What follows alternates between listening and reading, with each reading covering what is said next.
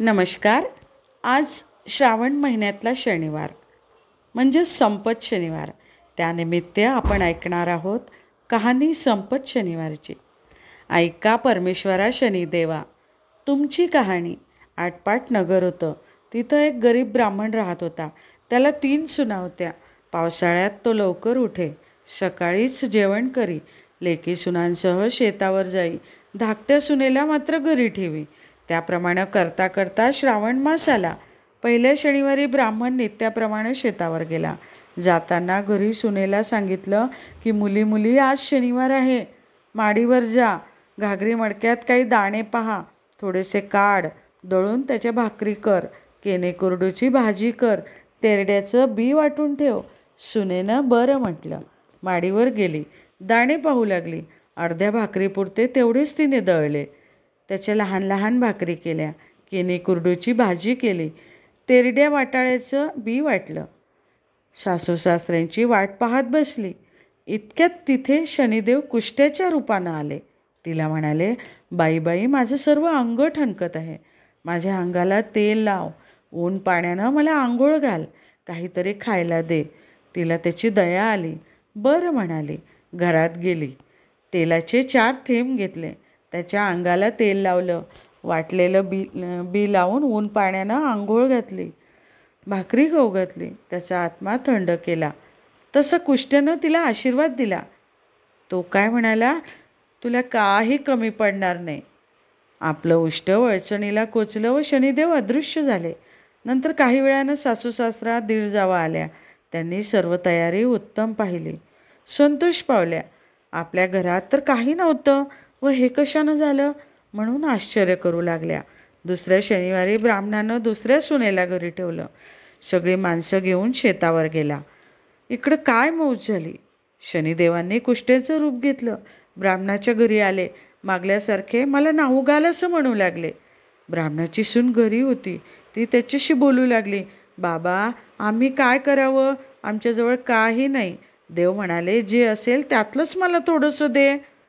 ब्राह्मणाची सून माझजवळ काहीच नाही म्हणू लागली. देव म्हणाले, बरं, तर मग तुझजवळ असेल ते नाहीसं होईल, असा त्यांनी शाप दिला. आणि आपण अंतर्धान पावले. ब्राह्मणाची सून माडीवर गेली. हांडी मडकी पाहू लागली. तिला काहीच सापडलं नाही. संध्याकाळ झाली. तो सासू सासरा घरी आले. सर्व तयारी पाहू लागले. तो त्यांना काहीच दिसेना. मग सुनेला रागे भरले. सुनेनं झालेली हकीकत सांगितली. पुढे 3रा शनिवार आला. ब्राह्मणानं 3ऱ्या सुनेला घरी ठेवलं. जेवणाची तयारी चांगली कर म्हणून सांगितले. आपण उठून शेतावर गेला. इकडे मागच्यासारखे शनिदेव आले. ब्राह्मणाच्या सुनेला अंगाला तेल लाव म्हणून शनिदेव म्हणू लागले. तिनं दुसऱ्या जावेसारखा जबाब दिला. देवानं तिला पूर्वीसारखा शाप दिला आणि अंतर्धान पावले. पुढं काय झालं? काही वेळानं सासू सासरे घरी आले. जेवणाची तयारी पाहू लागले. तो तिथे काहीच दिसेना. मग त्यांनी सुनेला विचारलं. मागच्यासारखीच हकीकत ऐकली. सगळ्यांना उपवास पडला. मनात फार खिन्न झाला. पुढे 4था शनिवार आला. ब्राह्मणानं धाकट्या सुनेस घरी ठेवलं. पहिल्यासारखी आज्ञा केली आणि आपण शेतावर निघून गेला. इकडे शनिदेवानं काय केलं? गलित कुष्ट्याचं रूप घेतलं. ब्राह्मणाच्या घरी आला व सुनेला म्हणू लागला, माझे अंग ठणकत आहे, त्याला थोडं तेल लाव. तिनं बरं म्हटलं. अंगाला तेल लावलं, ऊन पाण्यानं आंघोळ घातली, भाजी भाकर खायला दिली. त्याचा आत्मा थंड झाला. तेव्हा देवानं तिला आशीर्वाद दिला. तो काय दिला? असंच तुझा आत्मा देव थंड करील म्हणून म्हणाला. आपलं उष्ट वळचणीला कोचलं आणि आपण अंतर्धान पावले. ब्राह्मणाची सून माडीवर गेली. हांडी मडकी पाहू लागली. डाळ दाना दृष्टीस पडला. तो काढला. तिनं चांगला स्वयंपाक केला आणि सासू सासऱ्यांची वाट पाहत बसली. इतक्यात सासू सासरे तेथे आले. सुनेला विचारलं, मुली मुली, आज तू काय केलंयस? सुनेनं सांगितलं, सगळी तयारी आहे. न्हायला तेल आहे, टाकळ्याची चोखणी आहे, आंघोळीला ऊन पाणी आहे, जेवायला बाजरीची भाकरी आहे, तोंडी लावायला केनी कुरडूची भाजी आहे. सासू सासऱ्यास आनंद झाला. आपल्या घरात तर काही नव्हतं आणि इतकं सामान कुठून आणलंस म्हणून विचारलं. तिनं कुष्ट्याची हकीकत सांगितली. दिलेला आशीर्वाद सांगितला. सासऱ्याला आनंद झाला. सासऱ्यांची दृष्टी वळचणीकडे गेली. तिथं काही कोचलेलं दृष्टीस पडलं. त्यांनी ते सोडून पाहिलं. तो त्याला पत्रावळीत हिरे मोती दृष्टीस पडली. सुनेस दाखविली. त्याच पत्रावळीवर तो कुष्टू जेवला म्हणून तिनं सांगितलं. शास्त्रा म्हणाला, देवानं मुलीला दर्शन दिलं.